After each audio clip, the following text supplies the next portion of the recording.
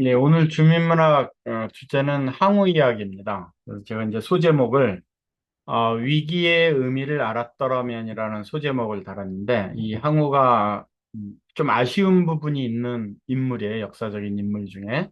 이 항우 이야기를 통해서 오늘날 우리가 맞고 있는 이 불경기 시대의 위기를 어떻게 생각할 것인가, 이 생각을 좀 정리하는 차원에서 이 제목을 좀 골랐습니다.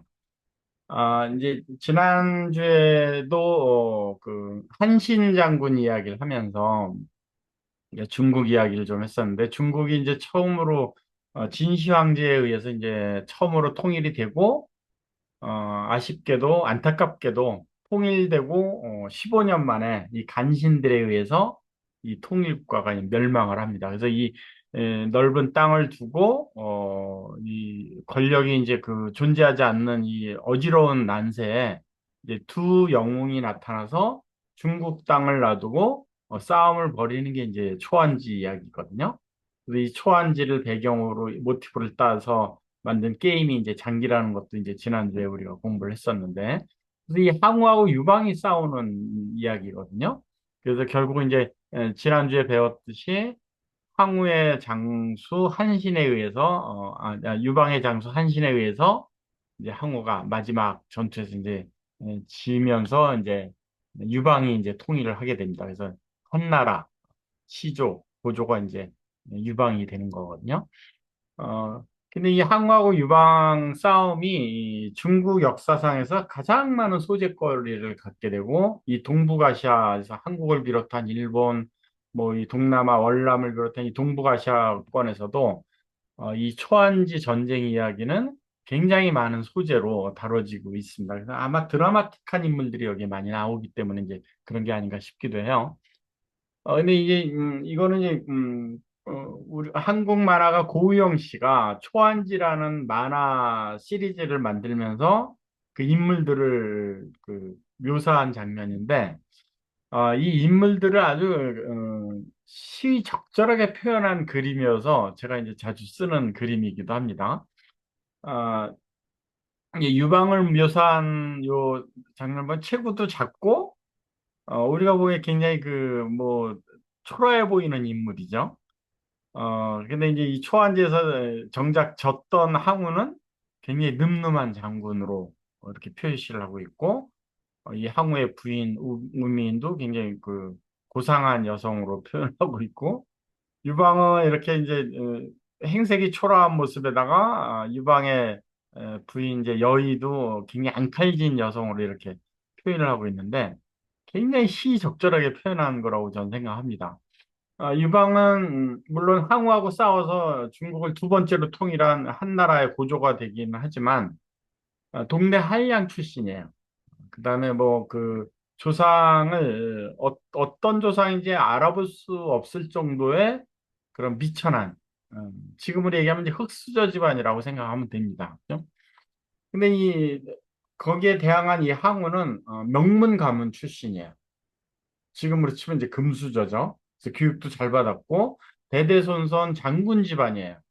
그래서 본인도 굉장히 장군 체격을 갖고 있고 이 항우를 뜻할 때 우리가 지금도 쟤는 항우처럼 힘이 세다. 뭐 쟤는 항우 장사야 이렇게 항우라는 표현을 쓰거든요. 그러니까 힘이 굉장히 넘치는 남성적인 그런 상징이라고 보면 되는데 근데 이 항우를 두고 역발산 기계세라는 고사성어가 있습니다. 그렇죠?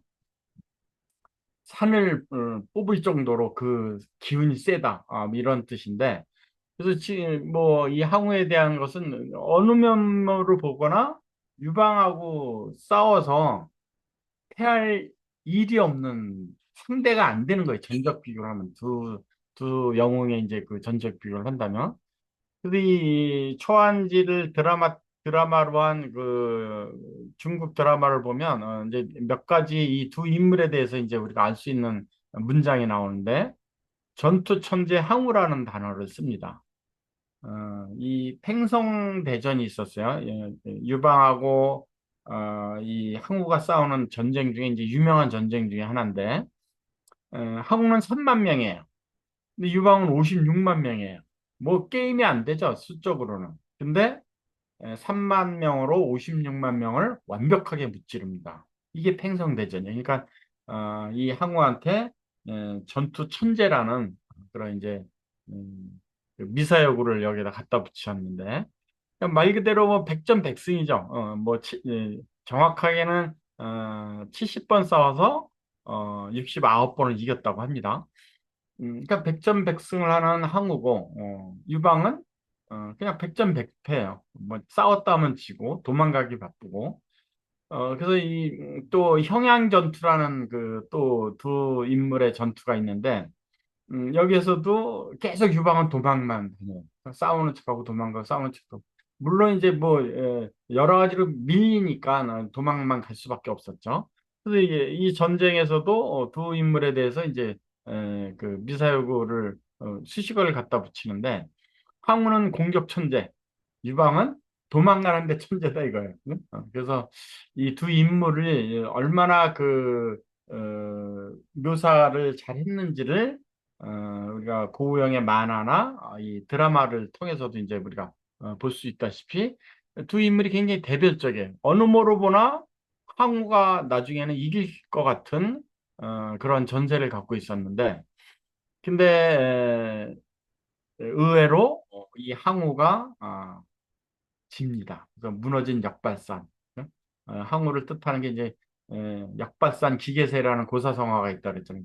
산을 뽑을 정도로 기운이 세다라는 얘기인데 무너진 역발산 항우. 초안대전의 대단원 해야전투. 해야전투가 이제 마지막 전투거든요. 이 마지막 전투에서 항우가 패하면서 유방이 두 번째로 중국을 통일하는 역사가 이제 기록이 되는데 근데 이 마지막 전투에서 항우가 생각했던 그 정신 세계가 조금 많이 안타까워요. 이건 제 개인적인 안타까움보다는 많은 역사가들이 왜 항우가 이런 결정을 했을까? 이 마지막 전투에서 그거에 대해서 굉장히 많이 아쉬워하는 부분이 있거든요. 그 부분을 갖고 제가 그 위기를 대하는 자세, 그러니까 이 항우라는 인물이 이 마지막 전투에서 패하면서 위기를 맞잖아요. 그죠?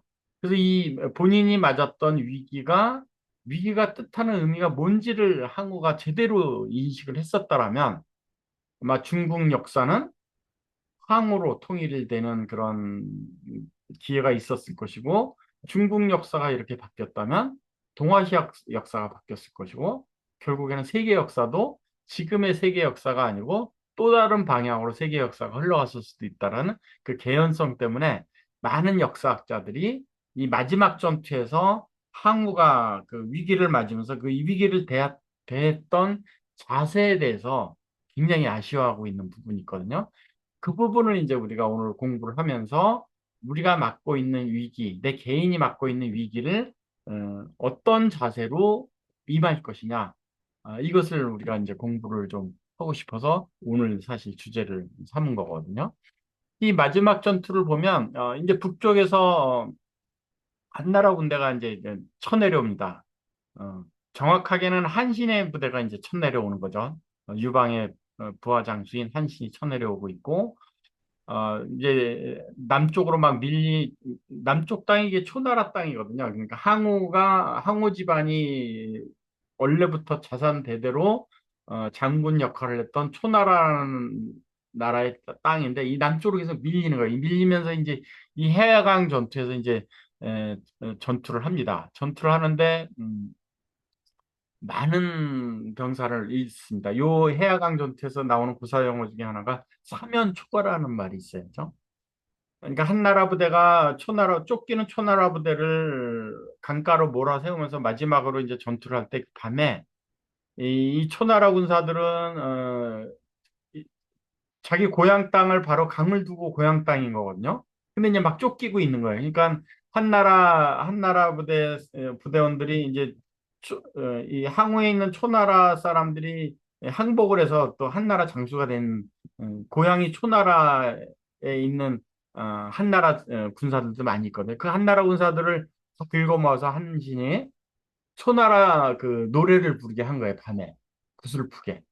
그러니까 이 항우의 두 아들 초나라 부하들이 이 전쟁이 이제 지어 나가고 있는데 자기 고향 땅 노래를 들으니까 얼마나 또 사기가 풀이 죽겠어요. 고향 생각도 나고 도망갈 생각만 나겠죠. 이게 이제 사면초가라는 그 고사성어입니다. 사방에서 초나라 노래가 들려온다. 어, 그 위기를 뜻할 때 사면초가라 그러거든요. 빠져나갈 수 없는 위기를 뜻하는 고사성어가 이 사면초가입니다. 이게 이제 이 해아전투에서 나온 비롯된 고사성어거든요. 그러니까 이 사면초가 자체가 이제 그 위기를 뜻하는 거거든요. 그래서 이 해아강 전투에서 크게 패하고 이제 에, 수하 몇 명을 데리고 항우가 이제 도망을 갑니다. 도망을 가는데 그래서 이 해아강에서 전투 패하고 조금 더 아래쪽에 조금 더 남쪽에 오강이라는 지명이 있어요. 이게 이제 장강을 뒤에 두고 있는 건데 이 장강은 이제 뭐 양쯔강이죠. 근데 이 5강까지 이제 항우가 불과 몇 명을 데리고 이제 도망을 가는 거죠. 근데 도망가는 마지막 장면에 여기서 이제 그 마지막 죽음을 맞는데 이 죽음에 대해서 항우의 죽음에 대해서 너무나 어처구니 없어서 어처구니 없는 이 장면을 우리가 이제 그좀 음, 같은 심적으로 이 상태가 어느 상태인지를 우리가 알아볼 수 있는 대목을 제가 몇 가지 예를 든다면 항우가 읊었다는 그 시가 있어요. 그게 이제 해아가입니다. 해아가. 이 해아가 보면 이제 그 한국말로 이제 그 번역을 하면 힘은 산을 뽑고 기계는 세상을 덮을 만하나 시운이 불리하여 오추마조차 내닿지 않도다. 이 오추마는 항우가 타녔던 말 이름입니다. 그러니까 오추마조차 달리지 않는다 이거예요. 오추마가 나아가지 않으니 어찌해야 하나. 우여 그대를 어찌해야 좋단 말인가. 이 우는 어, 이 시대의 가장 미인이다라는 항우의 부인입니다. 그죠?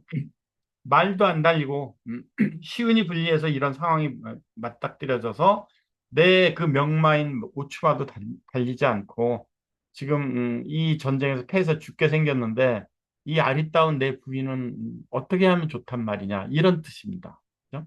그래서 이 황후의 부인은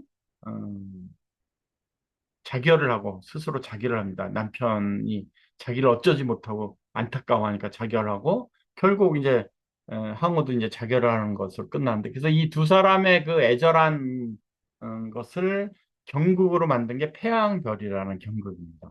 그래서 마지막 해아 전투에서 유방한테 패하면서 이제 그 항우가 죽는 장면을 우리가 이 순간을 좀 우리가 이해할 수 있는 부분이 이 항우의 해아가하고 이 항우 부인하고의 다른 이 안타까운 사연을 다룬 경극 태양별을 통해서 이제 알 수 있는데 어, 근데 이 마지막 전투를 장면을 그림으로 이렇게 역사책에 그림으로 남겨진 게 있어요. 이 전체 그림은 이제 중국 드라마 마지막으로 항우가 자결하는 죽는 그 장면을 중국 드라마에서 묘사한 거고, 이 오른쪽 그림이 이제 그 역사책에 나오는 오광 자결이라는 제목의 그림입니다. 그렇죠? 칼로 목을 베는 그런 자결장 항우의 장면이 나오고, 그 바로 옆에 뱃사공이 배에 올라타서 배를 노젓는 모습이 보여요. 이게 무슨 장면이냐면 이제 사면 사방팔방에서 이제 그 초나라 군사가 몰려오고 자기 말도 안 달리고 오치마도 안 달리고 항우가 읊었던 시처럼 그다음 아리따운 부인은 또 어떻게 하면 좋을지 안타까운 마음이고 근데 이 거룻배를 갖고 있는 한 주인이 항우가 이쪽으로 도망올 것이다. 그러니까 마지막에는 이 도망가려면 배가 필요할 텐데 이 배를 타고 내가 항우 고향인 초나라로 피신시켜야 되겠다라고 작정을 하고 오랜 동안 준비를 한 사람이에요. 그래서 항우한테 이야기를 합니다. 이 강만 건너면 당신의 고향이다. 이 전투에서는 당신이 졌다라고 생각을 하고 다시 고향에 가서 고향에서 다시 힘을 길러서 다시 한번 유방하고 싸우면 승산이 있다. 지금 이 위기를 벗어납시다. 내 배를 타고. 그래서 이 배 타고 건너가면 되는 거였었거든요. 근데 항우가 이 배를 안 탑니다. 안 타고 그 초나라 군사를 상대로 굉장히 많은 초나라 군사를 죽여 혼자서 뭐 산을 뽑을 수 있을 정도의 항을 기운을 가졌으니까 뭐 쉽게 그렇게 죽었겠어요? 많은 병사들이 항우를 죽이려고 덤벼드는데 항우한테 오히려 막 죽임을 당하죠. 그래서 이 한신이 유방에게다가 현상금을 겁니다. 어, 유방을 이제 항우에다가 항우를 죽인 병사는 뭐 벼슬과 재물을 주겠다라고 현상금을 걸 정도에 이미 전쟁에서 이제 졌고 다 이제 죽음만 남았는데 마지막 또 죽이질 못해내니까 그렇게 현상금 건 거거든요. 근데 이 거룻배로 항우가 이렇게 도망올 것이라고 예측을 하고 준비했던 사람이 안내한 대로 자존심이 상하지만 나하고는 게임이 안 되는 그 동네 불량배 출신 유방한테 져서 자존심이 상하지만 이 배를 타고 고향 땅에 가서 다시 힘을 길러서 유방하고 싸웠다면 아마 승산이 있었을 것이라고 저는 생각합니다. 왜냐하면 어, 이 유방이 민심을 많이 얻었어요. 항우가 민심을 많이 잃고 왜냐하면 항우는 적에서 항복해 온 병사 20만 명을 식량이 부족하다는 이유로 20만 명을 죽인 사건도 있었습니다. 그다음에 진시황 그 황릉을 점거를 하고 불을 지르고 뭐 무덤을 파헤치고 재물을 약탈하고 그런 짓을 했거든요. 그래서 민심을 많이 잃었었어요. 그러면 항우가 이 거룻배를 타고 도망가서 내가 왜 나의 발톱만큼도 못한 동네 불량배 출신 유방한테 졌을까를 조금만 반면교사로 공부를 했다면 내가 왜 패했는지 공부를 했다면 자기의 단점이 보완이 됐을 것이고 그 단점을 보완해서 다시 한번 유방하고 싸웠다면 유방은 뭐 그냥 백전백패했던 인물이거든요. 얼마든지 이겨낼 수 있었을 겁니다. 항우의 능력으로는. 근데 항우가 이 배를 왜 안 탔느냐? 굉장히 많은 병사를 데리고 중국을 통일하겠다고 전쟁터에 나왔는데 단 한 명도 못 살리고 자기 혼자 도망가는 거잖아요. 그럼 고향 사람들이 나를 뭐라고 할 것이냐? 손가락질 할 것이다. 그게 용인이 안 되는 거예요. 그 자존심에. 이건 쓸데없는 자존심이죠. 그렇죠? 이것 때문에 스스로 자결하고 그 이 시대 가장 미인이라는 부인도 남편의 짐이 될까 봐 자결을 하고 그래서 중국 역사가 여기서 또 다른 방향으로 확 바뀌어 버린 거죠. 그죠?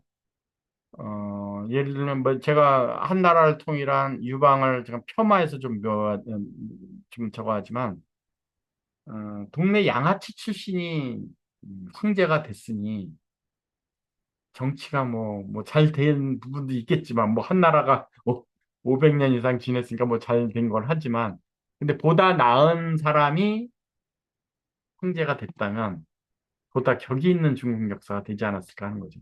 이게 이제 이 항우의 마지막 전투에서 일어난 일입니다. 그렇죠? 그래서 이 위기를 항우가 사면초가 온 천지의 적군이 밀고 이제 내 말도 안 달리고 근데 기회는 있었잖아요. 이 거룻배를 타고 다시 고향으로 가서 내가 왜 뭘 잘못해서 동네 불량배 출신한테 게임도 안 되는 인물한테 내가 졌는지를 음, 반, 어, 돕기를 했다면 아마 항우가 못 갖춘 단점 그걸 보완을 해서 다시 한번 또 일어날 수 있었잖아요. 그죠? 근데 이 위기를 항우는 잘못 인식한 거죠. 위기를 어떻게 인식했어야 되냐면 위기는 기회일 수도 있다라는 것을 음, 인식을 했어야 됩니다. 왜냐? 본인이 왜 졌는지를 이 배를 타고 도망가서 생각했다면 사연이 나올 거예요. 내가 민심을 얻지 못하는 민심 위반 행동을 많이 했구나. 그러면 그걸 고치려고 했다면 보다 성숙된 지도자가 됐었을 것이고. 근데 위기는 허들입니다. 자, 우리가 뭐 허들 경기 있잖아요. 막 달리면서 그냥 달리는 게 아니고 중간중간 장애물 나서 허들을 뛰어넘는 허들 경기가 있잖아요. 그건 넘으라고 있는 거거든요. 그죠? 이 위기는 나를 또 한 번 발전시키라는 계기다라고 생각을 했다면 이 배를 탔겠죠. 근데 위기는 또 옥석을 가리는 장치입니다. 그렇죠? 다, 다 구슬인 것 같은데 가짜 구슬이 있거든요. 이 가짜 구슬이 언제 밝혀지느냐? 위기 때 밝혀지는 거거든요. 황후가 이 배를 탔다면 음, 본인이 구슬처럼 살았다고 했지만 구슬이 아닌 부분이 많잖아요. 뭐. 항복해온 군사 20만 명을 식량이 없다는 그 이유로 20만 명을 생매장을 시켰거든요. 그 다음에 적에서 항복해오는 군사는 그냥 무조건 자기보다 못한 인간이다라는 그 인간 이하의 취급을 했던 것. 이런 자기의 마음가짐에서 나쁜 부분을 거르는 장치가 이 위기였는데 이것은 이제 깨닫지 못한 거죠. 이 위기를 대하는 자세 중에 맹자 고자장이 있습니다. 그죠? 하늘이 장차 큰 임무를 그 사람에게 맡기려 하면 반드시 먼저 그 마음과 뜻을 괴롭히고 근육과 뼈를 깎는 고난을 당하게 하고 몸과 살을 굶주리게 해서 생활을 빈곤하게 만들고 하는 일마다 어지럽게 하고 그런 일이 생기는 이유는 뭐냐면 그의 마음을 흔들어 참을성을 길러주기 위함이고 지금까지 할 수 없었던 일을 할 수 있게 더 성숙된 인간으로 만들기 위한 이함이다라는 게 맹자가 깨달은 이 고자장의 이제 이야기거든요. 그래서 우리는 지금 정확하게 해서 한국 뉴스키는 좀 위기입니다, 사실은. 그죠? 한국 전체적으로 지금 경제 위기이고 지금 시중에 그 경제가 잘 안 돌아가는 이유 중에 하나가 뭐냐면 시중에 돈이 없어요. 그죠? 돈이 다 그 지금 개인 빚 그다음에 정부 지자체 빚도 많아가지고 돈이 지금 은행권에 다 들어가는 중이거든요. 그러니까 이제 위기예요. 경제 위기입니다, 지금 사실. 근데 이 위기에 이런 위기 때문에 지금 사실 사업자 숫자도 많이 줄었어요. 지금 우리가 지난주에 이스트 라이브를 했지만 한국에서 4천 명 참석했거든요. 그다음에 다른 나라에서 뭐 한 8천 명 참석해서 12,000명 정도가 참석했다고 하는데 4천 명 정도가 한국 뉴스킨 사업자가 참석을 했습니다. 그러면 지금 현재 한국 뉴스킨 사업자는 4천 명이라는 얘기예요. 반토막 났습니다. 사실입니다. 근데 지금 한국 뉴스킨 사업자가 4천 명이라는 것은 위기이기도 하지만 각자에게는 기회이기도 합니다. 왜냐? 한국에서 뉴스킨 비즈니스를 펼치는 사람이 이제 4천 명뿐이 없다는 얘기입니다. 근데 한국은 지금 외국에서 많이 들어오고 싶어 하는 사람들이 많아서 아마 한국 거주 외국인이 굉장히 많이 증가했습니다. 아마 여러분들도 쉽지 않게 볼 거예요. 뭐 지하철에서건 뭐 동네에서건 시장에서건 한국에 오래 사는 듯한 외국인이 굉장히 많아졌어요. 그죠?